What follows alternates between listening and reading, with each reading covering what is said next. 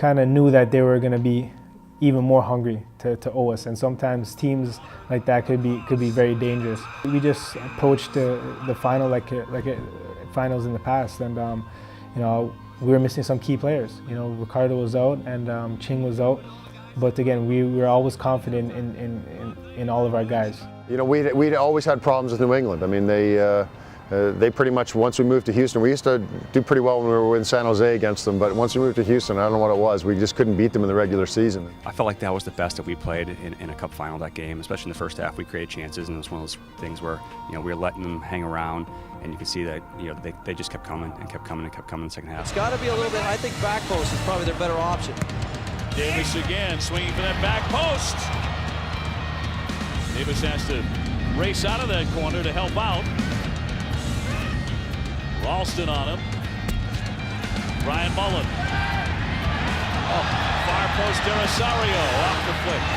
Still alive. There's Iguana. Another effort. Once he pushed Wade up and tucked those guys in, I think you know, the game became a little more even, and you know, we were lucky. We kind of had that special player in our locker room that didn't have a very good first half, Dwayne, but had an unbelievable second half. At that point in the game, we were kind of on top of them, and we were getting some good possession. And Brad was getting a lot of the ball, which was great for us.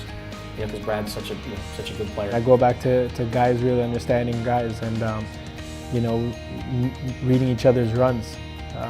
Because realistically, Brad was on the right side, and he rarely crosses on the right side because he's more on the left.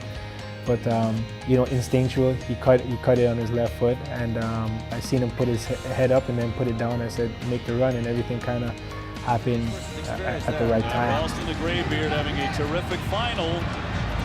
Iguana. Here's Weibel. Brad Davis. D-Row for the corner! He got it! There's his big one! And there's the dance! De Rosario has made it 2-1 Houston! Caught the ball kind of around the top of the box, and no, I'm not known for scoring from my headers, but you know, given the intensity and the game and the passion and everything else that comes into place, you gotta do what you gotta do to help your team out and get the goal or get the result. The first thing I did after he scored was look at the clock to see how much time was left, because you hate to put water on the fire, but you try to have to kind of keep things in perspective. And looking back and seeing the replay, what a header that was.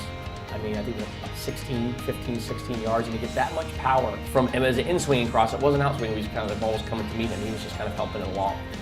And the snap was quite incredible. It's a great header by no means, but we had how many chances in the first half to put that game away?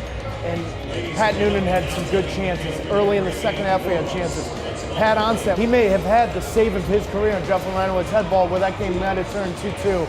But Dayro's head ball was huge because his momentum's going the wrong way, going backwards, and to bury that header was a great goal, but I struggle with that one. That one still stings a little bit because that was easily our best played final, and we walk away with another second place trophy. When we scored, we felt confident because New England was up in the game in the first half, and then you know, we tied it.